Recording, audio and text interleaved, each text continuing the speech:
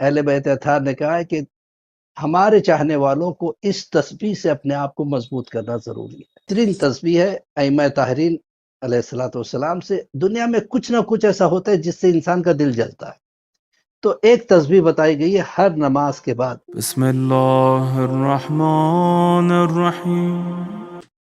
Topic جو ہے سیرت جناب سیدہ صلوات اللہ علیہ، لیکن آپ نے جو شہید کی بات کہی تھی تو آپ کے بیان کے ساتھ مربوط ہونے کے لیے ایک چیز میں بیان کر دوں. شہادت ہر کسی کے نصیب کی چیز نہیں ہے. بے شک، یہ سبحان اللہ. بہت بہت بہت ہی بہت بڑا درجہ ہے، یعنی اتنا بلند ہے کہ جتنی بلندی تک ہماری سوچ جا سکتی ہے وہاں سے جو بلندی شروع ہوتی ہے اسے شہادت کہتے ہیں. سبحان اللہ. بہروز نام کا ایک نوجوان تھا، نوجوان اسٹوڈنٹ جو قوم میں ہوا کرتا تھا.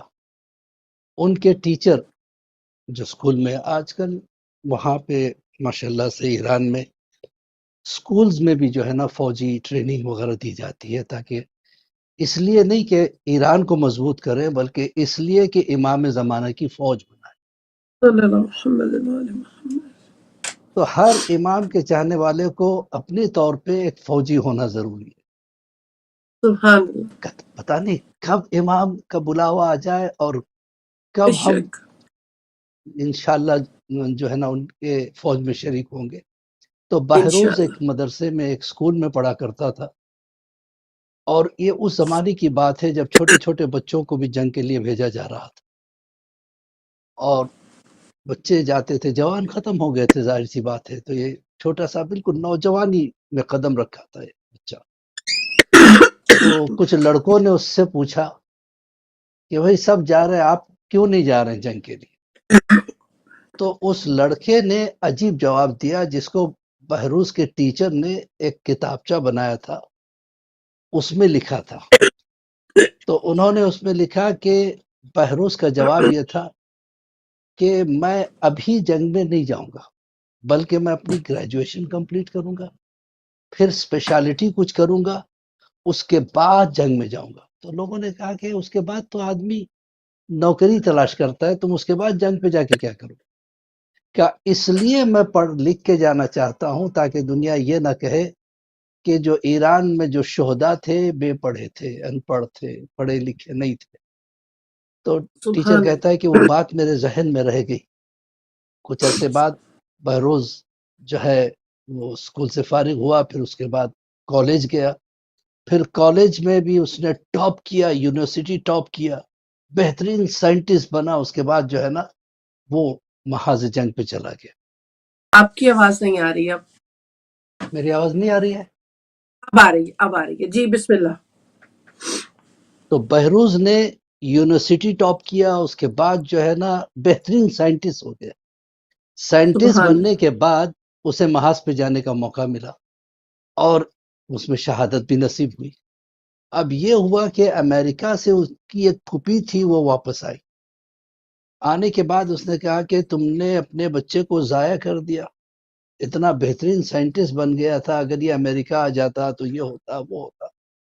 اب بیچارے والدین خاموش رہ گئے. وہ چلی گئی اپنے گھر. آدھی رات وہ آ کے دروازہ کھٹکھٹاتی ہے، دروازہ کھولو جلدی سے. تو کھولا گیا کہ کیا سبحان بات ہے؟ کہ میں اپنے الفاظ واپس لینے آ رہی، مجھے معاف کر دو. سبحان. کیوں؟ کہ میں نے دیکھا کہ بہروز وہ لباس جو ہے نا پوسٹ گریجویشن کے بعد جو ہے نا یونیورسٹی کی طرف سے ہوتا ہے پہنا ہوا ہے، اور وہی ٹوپی ہے اور ہاتھ میں ایک سرٹیفکیٹ. کہا کہ یہ کیسے؟ کہا آپ مجھے امریکہ کا سائنٹسٹ بنانا چاہ رہی تھی، میں امام حسین کے پاس سے آ رہا ہوں، یہ سرٹیفکیٹ ان کی طرف سے ملی.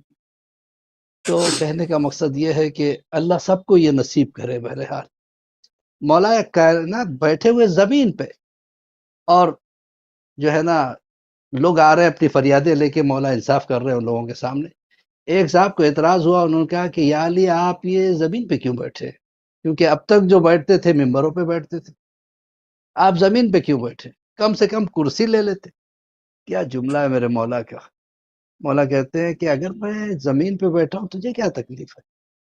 میں کرسی پہ اس لیے نہیں بیٹھا اور زمین پہ اس لیے بیٹھا ہوں کہ زمین پہ بیٹھنے والا کبھی گرتا نہیں ہے. کیا بات ہے، یہ سبحان اللہ. سیرت ہے، اہل بیت کی سیرت ہے، سے ہمیں عکس کرنا ہے. جناب سیدہ کی جو سیرت ہے عجیب و غریب سیرت. صرف 18 سال کی عمر میں یتیم پروری جس انداز میں شہزادی نے بتایا. ایک یتیم بچہ جس کی ماں نے کہا کہ بیٹا تو جانتا ہے تیرے بابا کا انتقال ہو گیا ہے اور میرے پاس کچھ کام نہیں. ایک ہی دروازہ ہے جہاں سے سب کچھ مل سکتا ہے، جا سیدہ کے دروازے پہ جا. اتنا کہنا کہ ایک یتیم آیا ہے اور سبحان اس کی ماں بیوہ ہے. بچے نے جا کے اتنا کہا کہ ایک یتیم آیا ہے، اس کی ماں بیوہ ہے. فوراً دروازہ کھلا. ٹھنڈا سا 4-5 سال کا یہ بچہ تھا، اسے اندر لے جایا گیا.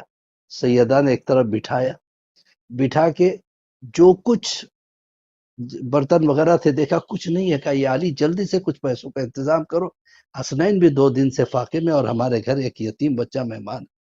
مولا کائنات گئے، کہیں سے کچھ قرضہ لے کے آیا، اس سے آٹا خرید کے لائے، اس سے روٹیاں بنی.